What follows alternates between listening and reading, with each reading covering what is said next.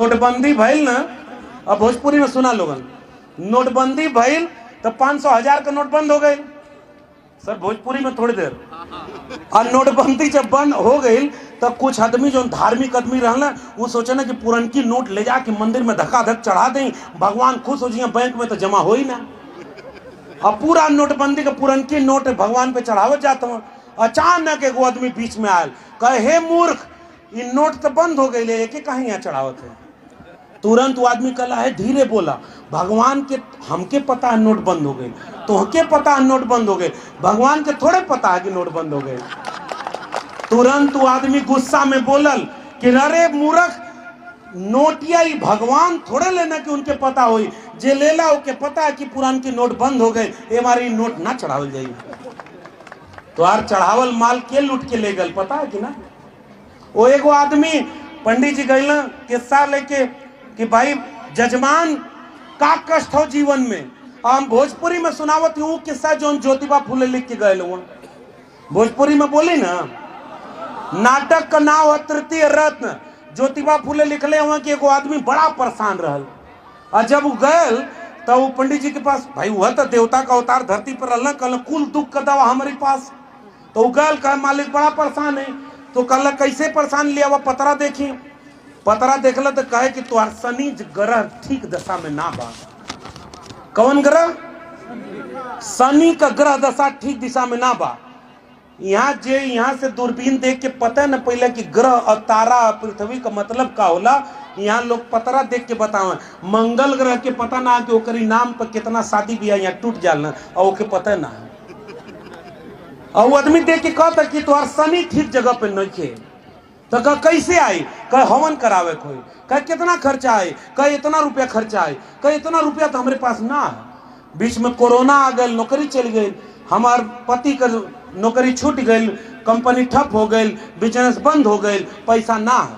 कह अच्छा 50% डिस्काउंट आधा लगा देती है, हवन करा दा, शनि ठीक जगह पे आ जाएगी।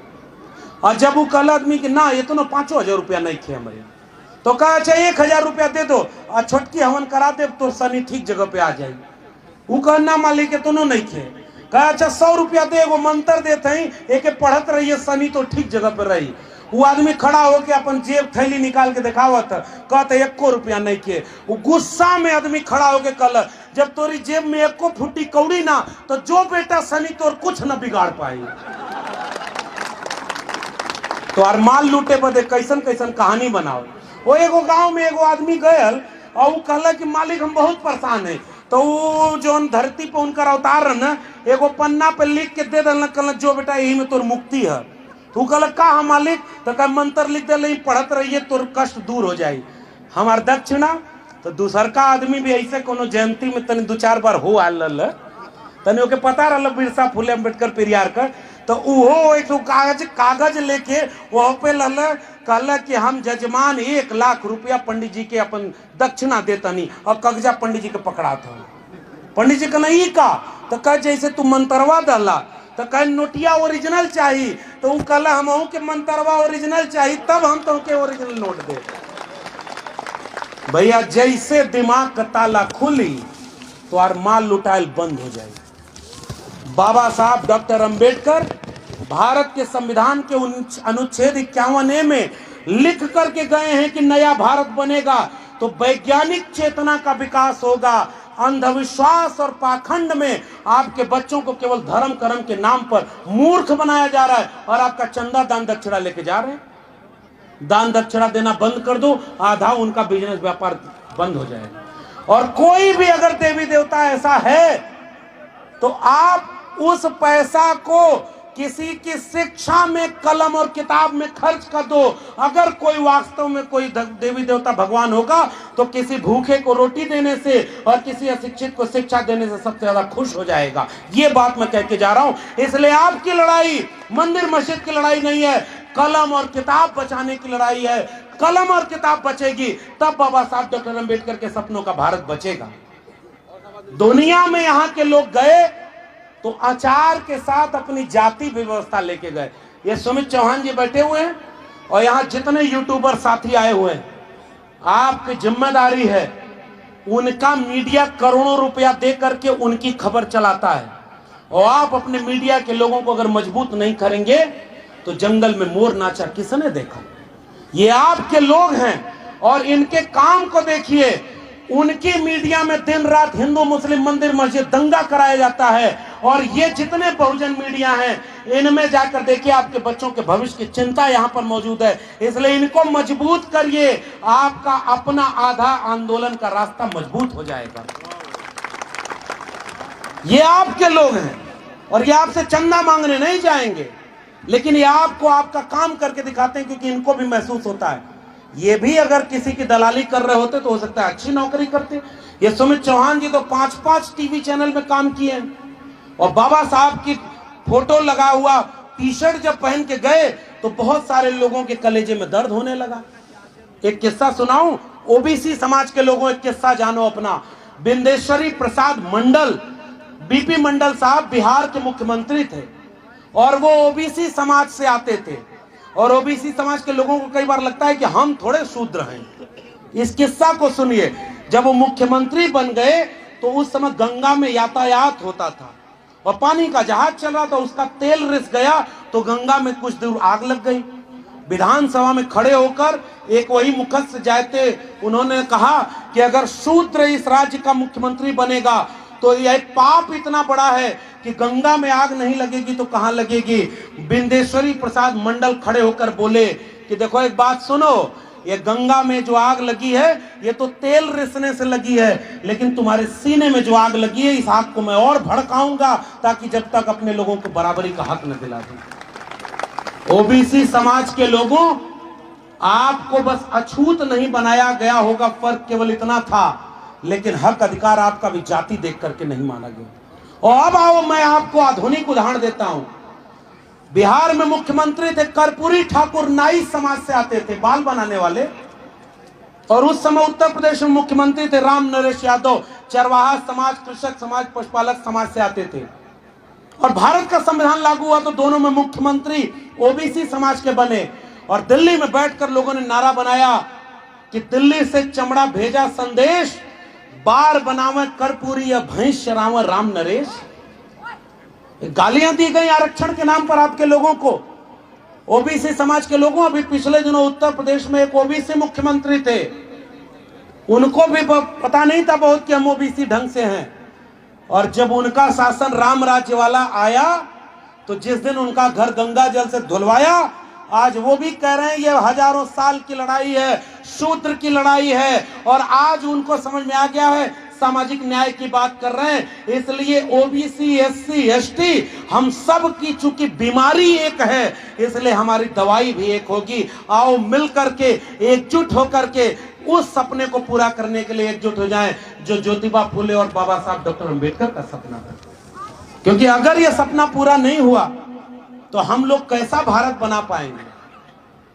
का करवा राही मनवा, पाई पाई जोड़ के एक दिन सुगनवा जई है पिंजड़ा के छोड़ के। ये जो लूट, हमने आरक्षण का फायदा लिया, नौकरी मिल गई, काम करने चले आए, हम लोग अपने समाज को भूल गए। इसलिए मानवर कांशीराम ने पे बैक टू सोसाइटी की बात कही। और पे बैक टू सोसाइटी कैसे होगी जब तक हम जाकर अपने लोगों के बीच जागरूक नहीं करेंगे। और आखिर में, चूंकि अब वक्त काफी हो गया है, हालांकि जश्न आप लोग का पूरी रात चलेगा, ये जितनी माताएं बहनें आई हुई हैं, ये जितने बच्चे आए हुए हैं, मैं आपसे गुजारिश करके जा रहा हूं, 1 रुपया कम हो खर्च कम करना, 1 रोटी कम खाना, 1 कपड़ा कम पहनना, घर में चुनाई पुताई कम हो, सब चल जाएगा। लेकिन एक कमेरा वर्ग के लोगों, 90% वर्ग के लोगों, सब कुछ त्याग करके अपने बेटा बेटी को शिक्षा जरूर दिलाना, क्योंकि शिक्षा के बिना ये हमारा आंदोलन और मिशन अधूरा रहेगा। क्योंकि मैं एक विश्वविद्यालय में पढ़ाता हूं भाई, और मैं आपसे बोल के जा रहा हूं, ये लुटेरा लोगों ने आपके बच्चों की शिक्षा बेच दी। और डिग्री वाली शिक्षा नहीं, डिग्री वाली शिक्षा तो झूठ हो जाती है। ओरिजिनल शिक्षा जो चेतना की है। और शिक्षा कैसी, वो एक पंडित जी चले गए, ये भोजपुरी में सुनाई, एगो पंडित जी गई ना तो बाबा गुजर गई ना, तो उनके पास गई ना, कल तेरही हो गई, अब दान दक्षिणा तनी दे देवल जाए, ताकि कहाँ दादाजी का आत्मा कहाँ है, ऊपर एक लोक में आराम करत है। पंडित जी बोलना तो वो आदमी कहले कि दादाजी के कोनो कष्ट तकलीफ तो नहीं खे? तो कहले हाँ, उनके सुते बदे खटिया ना है। तो कहे मालिक खटिया कैसे जाई? तो कहे हम है ना धरती पे उनकर अवतार, तू हमके देब और खटिया हम दादाजी तक पहुंचा दे। नई नई खटिया बनवा के और खटिया दियाइल, पंडित जी लेके गई न। और बाद कुछ दिन बाद आई न, तो फिर वो पूछल कि पंडित जी बताइए दादा का आत्मा कैसे? तो कह बहुत मजे में, जौन गैया तू तेरही में दहले रहला ओकर दूध पियत हुआ और नई की खटियावा पे बड़े आराम से सुतत हुआ। कौन कष्ट है दादाजी के? कल हाँ एगो कष्ट है, साइकिल अगर मिल जाए तो उनके तनी बाजारी आवा जाए में बड़ी दिक्कत हो ले। अभी पूरा धार्मिक रूप से एकदम अंधा, तुरंत नई साइकिल बनवा के तुरंत सुपुर्द कर दल। अब पंडित जी लेके चल देना दादाजी के देवे। वही एगो लड़का रहे जौन तनी पढ़ल लिखल समझदार लड़का रहे, वो कुल खेला देखो के समझ में आवे। अगली बार जब बोलना पिताजी हाथ जोड़ के बोलना कि दादाजी कैसे? तो कहे एकदम मजे में हुआ, गैया का बढ़िया दूध पियत हुआ, नई की खटियुआ पे बढ़िया सुतत हुआ और साइकिलिया से रोज सब दोनों बेला कबो चांदनी चौक कभी राजीव चौक बढ़िया बाजार कर जाला। वो लइकवा देखत रह, कहे पंडित जी झूठ बोलत हुआ। पंडित नाराज हो गए, कैसे? तो कहे कि दादाजी कहला कि ना हमके गैया मिलल, ना खटियावा, ना साइकिलिया। पंडित जी नाराज हो गए, कहला कैसे पता तुमको नहीं मिला वो सब? तो कहा दादाजी हमके चिट्ठी लिखले हुआ कि बेटा तुम जौन जौन भेजला हमके कुछ न मिलल। तो और नाराज होकर कहे ये चिट्ठी तुम्हारे पास किस रास्ते आई? तो लड़कवा बोला वही रास्ते जिस रास्ते आपने गैया भेजी थी, खटियावा भेजी थी और साइकिलिया भेजी थी। और जैसे ही एक व्यक्ति चेतना संपन्न होता है ना, झूठ पकड़ लेता है। महात्मा ज्योतिबा फूले झूठ पकड़ लिए थे गुलामगिरी में कि मुख से अगर बच्चा पैदा होता है तो गर्भ कहां ठहरता है। भाई दुनिया में आप अपने धर्म का प्रचार करते हो, करो, हमसे तो मतलब ही नहीं, लेकिन जाके बोलो ना अमेरिका में कि हमारे यहाँ ऐसा विज्ञान था। ये सुमित भाई कहते हैं कि बिना पेट्रोल डीजल के पुष्पक विमान उड़ा करता था, बाद में उसकी मैन्युफैक्चरिंग बंद काहे कर दिए? राफेल का घोटाला न करना पड़ता, हमारे यहाँ से लोग पुष्पक विमान लेके जाते, भाई बंद क्यों करना पड़ा? और हम ये जानना चाहते हैं कि आपने असल में हम कमेरा लोगों के श्रम का शोषण करके विश्वविद्यालय में जब नौकरी देनी पड़ी तो हमारे लोगों का एडमिशन रोक दिया। ए भाई कमेरा लोगों, यहाँ एक और बात, थोड़ा भावुक वाली बात बोल दूं। सर मैं बहुत जगह पर गया, जितने लोग मुझसे हाथ मिलाने आए चट्टान की तरह हाथ सख्त था, क्योंकि दिन रात 24 घंटे ये इस हाथ से श्रम करते हैं, तब जाके इनका पेट भरता है और उसके बाद यहाँ अपने पुरखे को याद करने आए।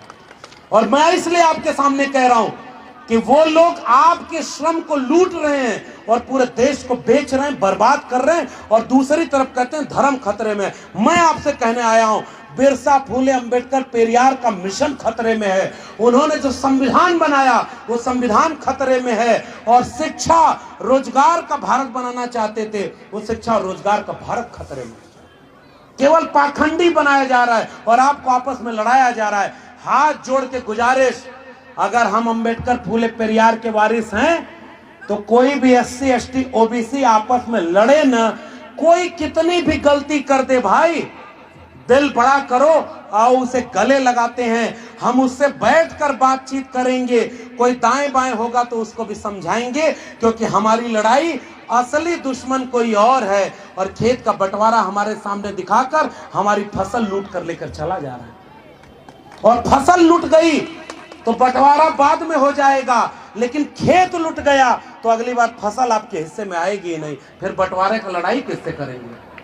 आए कमेरा जातियों के लोगों, आओ हम सब लोग एकजुट हो जाएं, और आनंद पर्वत के लोगों, इस पाखंडवाद अंधविश्वास से लड़ाई, आप तो जागरूक लोग हैं, गांव गांव लेके चलिए, हम भी चलेंगे आपके साथ। गांव गांव लोगों को समझाएंगे, शिक्षा की जोत जलेगी तो अंधविश्वास और पाखंड का अंधकार दूर हो जाएगा। और जब तक एक और एक दो, अगर एक और एक मिलकर दो होता है तो इसे गणित कहते हैं। एक और एक मिलकर एक हो जाए तो ये प्रेम होता है। एक और एक मिलकर शून्य हो जाए तो ये रूहान आध्यात्मिक बात होती है, और एक मिलकर 11 हो जाए वह संगठन होता है। आइए मिलकर संगठन बनाए, एक और एक को 11 करें, और तब जाकर के हम अपने लोगों का भविष्य बचा पाएंगे। जाते जाते मेरी गुजारिश, पाखंड अंधविश्वास से तब आपके बच्चे बचेंगे जब शिक्षा की लड़ाई उनसे लड़ ली जाएगी। बचपन में वो किस्सा सुना था लोगन की ना, गाय हमारी माता है हमको कुछ नहीं आता है, सुनते थे ना भाई। तो उसका अगला जवाब लिख के जानर क्या बोला कि बैल तुम्हारा बाप है, नंबर देना पाप है। हमारे बच्चे जिस दिन पढ़ाई लिखाई नहीं करेंगे, भाई अंधविश्वास पाखंड वाली किस्सा बताया हर जगह बोलती। एगो कथावाचक जात लेके लोगन के कथावाचक लाखों भीड़ में कहता आपके बच्चा का जहिया इम्तिहान होकर बेल पत्रा पे शहद लगा के शिवलिंग पे चिपका दिया तो और बेटा बेटी पास हो जाएगा। अगले दिन अखबार में खबर छपल कि ओकर अपना लड़का 8वीं में 2 बार फेल हो गया। भैया अंधविश्वास में तुम्हार माल लुटा था, और अंधविश्वास से अपने लोगन के बचावे की। अंधविश्वास पाखंड हमारे लोगों को शिक्षा से दूर कर रहा है। और आखिरी बात, जितने लोगों ने भारत के संविधान का लाभ लिया है, शिक्षा लिया, पढ़ाई किया है, नौकरी कर रहे हैं, लोग वो नफरत करने के लिए दिन रात एक किए हैं। तो अम्बेडकराइट लोग जो पढ़े लिखे हैं वो शायद अपने एसी घरों में अच्छा पढ़ करके अच्छी नौकरी कर रहे हैं और अपने बाल बच्चों को विदेश पढ़ा रहे हैं। लेकिन मैं देश भर में घूम करके कह रहा हूं, हाथ से श्रम करने वाले कमेरा लोग असल में बाबा साहब के सपनों का भारत बनाने के लिए लड़ रहे हैं। वो गांव-गांव जाकर के लोगों को जागरूक, और हम तो निकम्मे लोग हैं भाई। हमको तो बहुत प्रिविलेज मिला। मैं दिल्ली विश्वविद्यालय में गाय भैंस चराते थे आजमगढ़ में, और उसके बाद इलाहाबाद विश्वविद्यालय पढ़ने का मौका मिला। इलाहाबाद विश्वविद्यालय टॉप किया। वहां हमारा प्रोफेसर बोला कि कैसा दिन आ गया है कि हीरो के बच्चे गाय भैंस चराना छोड़ करके यूनिवर्सिटी टॉप करने लगे, तो हमारे बच्चे कहां जाएंगे। उस दिन थोड़ा सा एहसास हुआ। दिल्ली आया, ये राजेंद्र पाल गौतम जी बैठे हुए हैं, सुमित चौहान, सामने हमारे तमाम दोस्त बैठे हुए हैं, खड़े हैं, मीडिया के साथी। हम सारे लोगों ने पिछले 4-5 साल में 13 पॉइंट रोस्टर की लड़ाई मिलकर लड़ी। 2 अप्रैल का भारत बंद मिलकर किया, तमाम आंदोलन मिलकर किया। तब जाकर समझे कि भाई गाय भैंस चराने वाले लोग जाने कितने पैदा हुए और गाय भैंस चराते मर गए। लेकिन जब तक भारत का संविधान और मंडल कमीशन लागू हुआ तो हमारे जैसे जाने कितने लोग पढ़ लिख करके किसी विश्वविद्यालय के प्रोफेसर बने, कोई मीडिया में गया, कोई वकील बना, कोई डॉक्टर बना, कोई इंजीनियर बना। आओ मेरे भारत से प्रेम करने वाले लोगों, मोहब्बत और प्यार का भारत बनाते हैं। ये हिंदू मुस्लिम मंदिर मस्जिद की लड़ाई में मत जाइएगा। एक वादा मैं आपसे ये करने आया हूं, ये मंदिर मस्जिद की लड़ाई हमारी नहीं है। दूसरा वादा, कम खाइएगा, कम सोइएगा, लेकिन अपने बेटा बेटी दोनों को शिक्षा जरूर दिलाइएगा। तीसरा वादा कि ये बाबा साहब और पेरियार साहब, फूले साहब और तमाम लोगों का मिशन आंदोलन गांव-गांव लेकर चलिएगा। और कहा है ना, जोखिम बहुत है भाई, लोग मुकदमा कर रहे हैं, गोली मार रहे हैं। फिर भी एक शेर मुझे आरिफ सैफी का याद आ रहा है कि टकराएंगे तलवारें टकरा कर तुमसे, हो जाएंगे दुश्मन के तरकश खाली, और हर मैदाने जंग में तुम बेखौफ लड़ो, वक्त से पहले मौत नहीं आने वाली। इसलिए हमारे पुरखे न भागे न डरे, न किसी के सामने झुके। हम बिरसा, फूले, अम्बेडकर, पेरियार के वारिस तब असल मानों में कहे जाएंगे जब एक दिन जयंती मनाने की बजाय हर दिन 365 दिन दिल में बिरसा, फूले, अम्बेडकर, पेरियार को रख करके शिक्षा बचाने, रोजगार बचाने, देश बचाने, संविधान बचाने की लड़ाई, मोहब्बत और प्यार बचाने की लड़ाई, 90% लोगों को एकजुट करने की लड़ाई, गांव कस्बे तक जाकर के लड़ते रहेंगे, आखिरी दम तक लड़ेंगे। तब हम बिरसा, फूले, अम्बेडकर, पेरियार के सच्चे वारिस हैं। वरना ये लड़ाई अधूरी होगी और आने वाली पीढ़ियां हमसे यही कहेंगी कि तुम जब थे तो संविधान था, तुम जब थे तो सरकारी नौकरी, सरकारी शिक्षा और सरकारी रोजगार था, तुम हमें कौन सा भारत सौंप के गए? केवल मंदिर मस्जिद के नाम पर दंगा वाला भारत, केवल सरकारी नौकरी को बेच देने वाला भारत, सरकारी फैक्ट्री को बेच देने वाला भारत, रोज ये दलित पिछड़े आदिवासियों की हत्या वाला भारत, आपस में नफरत वाला भारत। हम आप उनसे आंख नहीं मिला पाएंगे। हम उनसे आंख मिलाएंगे तब जब वो पूछेंगी तो हम कहेंगे बिना बुलडोजर से डरे, बिना केस मुकदमे से डरे, बिना उनकी लाठी गोली से डरे, हम बिरसा फुले अम्बेडकर पेरियार के वारिस आनंद पर्वत में खड़े होकर अपने लोगों को जागरूक करते हुए कह रहे थे, लड़ेंगे तब तक रे कि जब तक अपन का भारत नहीं बना पाएंगे। जय भीम, जय मंडल, संविधान जिंदाबाद, जिंदाबाद।